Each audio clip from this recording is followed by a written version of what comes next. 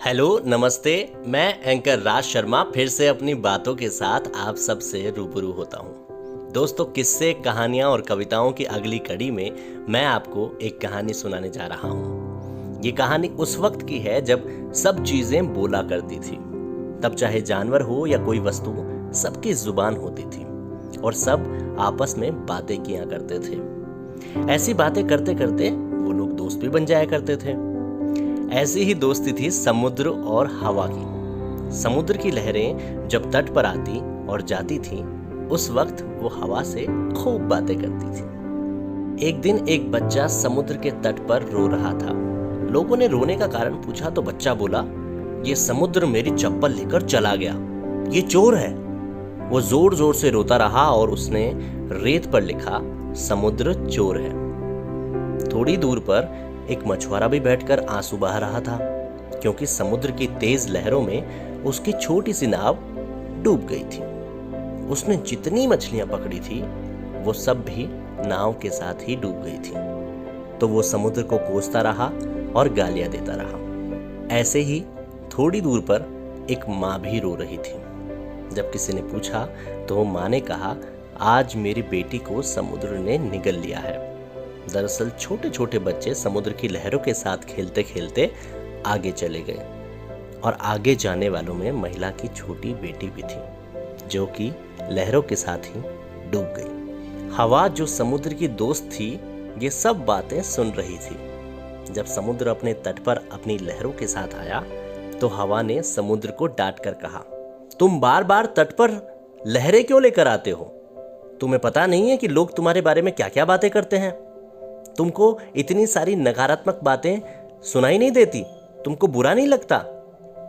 समुद्र ने शांति से कहा कि हम कल इस बारे में बात करेंगे। हवा ने कहा, ठीक है, मैं कल फिर आती हूं। ऐसा कहने पर हवा अगले दिन फिर आती है। अगले दिन माहौल देखती है तो एक बच्चा समुद्र के तट पर खुशी से नाच रहा है। वो अपनी माँ से कह रहा है कि अभी लहरों से एक बॉल मेरे पास आ गई। समुद्र अंकल ने मुझे कितनी प्यारी गिफ्ट दी है। वो बच्चा खुश होकर समुद्र को धन्यवाद कर रहा था। हवा ने थोड़ी दूर पर देखा कि एक मछुआरा समुद्र को धन्यवाद दे रहा था कि हे पालनहार, मुझे आज पैसों की बहुत जरूरत थी। आज तुमने मुझे इतनी सारी मछलियां दे दी कि मेरे सारे काम हो जाएंगे। हवा ने थोड़ा आगे जाकर के देखा तो एक मूंगफली बेचने वाली महिला खुशी से पागल हो रही थी, नाच रही थी। पूछने पर पता चला कि आज समुद्र ने लहरों के माध्यम से एक सीप तट पर फेंक दी थी और ये सीप उस महिला ने ले ली थी। सीप खोलकर उस महिला ने देखा तो अंदर एक असली का मोती मिला। मोती देखकर महिला खुशी से नाचने लग गई। अब इतनी सारी चीजों को देखकर हवा को समझ नहीं आ रहा था कि वो क्या करे, क्या कहे। तो जब समुद्र अपनी लहरों के साथ वापस तट पर आया तो हवा ने समुद्र से कहा कि मुझे तो कुछ समझ में नहीं आ रहा कि क्या हो रहा है। कल कुछ और बातें चल रही थी, आज कुछ और बातें चल रही हैं। मैं तो बिल्कुल कंफ्यूज हूँ। तो समुद्र ने मुस्कुराते हुए कहा कि देखो, मेरा काम है रोजाना तट पर अपनी लहरों को लेकर आना। जिसका भला होता है वो खुश होता है और जिसका भला नहीं होता वो दुखी होता है। अब इन सब की बातें सुनकर मैं अपना काम छोड़ दूं क्या? क्या मुझे अपना काम नहीं करना चाहिए? तुम बताओ। दोस्तों, हम सबकी जिंदगी में भी ऐसा ही होता है। हम एक सपना देखते हैं, उस सपने को पूरा करने के लिए आगे भी बढ़ते हैं। कोई हमें रोकता है तो कोई हमें टोकता है तो कोई हमें हौसला देता है।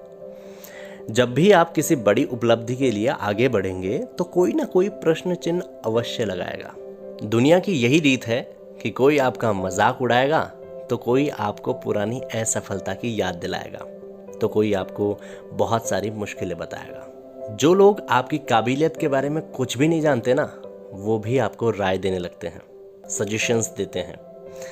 इन्हीं सब के बीच कम संख्या में ही सही, लेकिन कुछ लोग ऐसे भी होते हैं जो आपको मोटिवेट करते हैं आगे बढ़ने के लिए। अब आप लोगों का बोलना तो बंद नहीं करा सकते ना, तो आपको डिसाइड करना है कि आपको किसकी सुननी है, जिससे आपकी लाइफ और भी आसान हो जाए। क्योंकि सबको खुश करना पॉसिबल थोड़ी ना है। कमेंट बॉक्स में कमेंट करके बताइए कि ये कहानी आपको कैसी लगी। अब आपसे मुलाकात होगी अगले वीडियो में एक नई कहानी के साथ।